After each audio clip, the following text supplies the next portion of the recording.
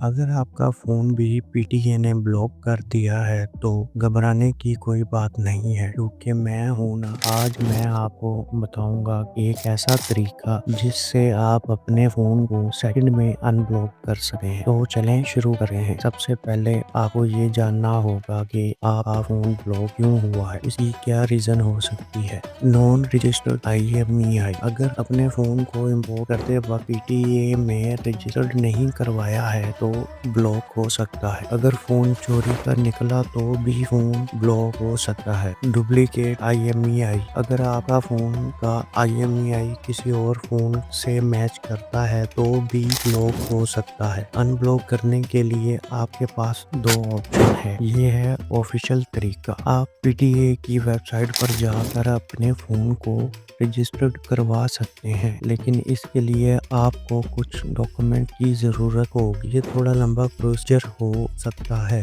लेकिन ये सबसे सिक्योर तरीका है। अब आपको इस वेबसाइट पर आ जाना है और यहाँ पर आपने डिटेल अपनी दे देनी है। जैसे कि आप यहाँ पर देख सकते हैं कि आपको क्या क्या डिटेल देनी है। वैसे तो समझाने की ज़रूरत नहीं है, लेकिन अगर आपको फिर भी समझ ना आए तो आप एक बार कमेंट में ज़रूर पूछ लीजिएगा। सिंपल सा मेथड है और उसके बाद आपने क्या करना है उसके बारे में भी मैं आपको यहाँ पे गाइड कर देता हूँ।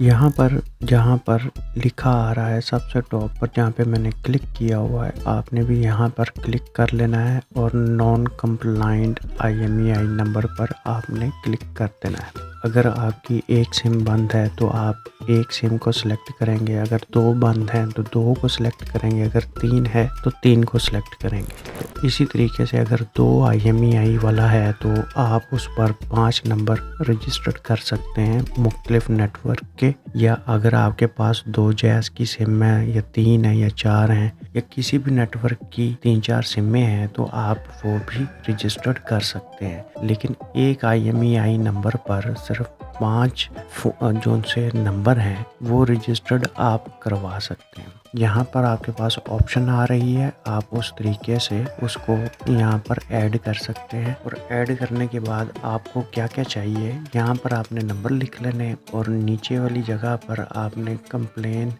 समरी पर जाकर आपने यहाँ पे थोड़ी सी डिटेल दे देनी है। यहाँ पर आपको जो आपके फ़ोन में कोई प्रॉब्लम आ रहा है कि मेरा फ़ोन ब्लॉक कर दिया गया है पीटीए की तरफ से, तो आप उसके बारे में यहाँ पे थोड़ी सी डिटेल देंगे और यहाँ पर आपने बॉक्स की IMEI नंबर, अपने बॉक्स आपके पास अगर फ़ोन का बॉक्स होगा तो तभी आप ये काम कर सकेंगे। बॉक्स का होना ज़रूरी है। *#06# मिलाकर आपने स्क्रीनशॉट ले लेना है अपने फ़ोन के IMEI नंबर का, जिसमें SN नंबर वगैरह भी होगा। वो सारी चीज़ें आपने अटैचमेंट करके यहाँ पे सबमिट करवा देनी है। उसके बाद आपके पास ऐसा एक पेज खुलेगा और एक नंबर होगा आपके पास, आपने वो यहाँ पर पेस्ट करना है। यहाँ पर आपने अपनी डिटेल को देख लेना है। ये तकरीबन वर्किंग डे 3 से 5 दिन लग जाते हैं। उसके दरमियान में आपका जो सा नॉन कंप्लाइंट IMEI वाला इशू है वो सॉल्व हो जाएगा। ये डुप्लीकेट IMEI की वजह से होते हैं। और इसके अलावा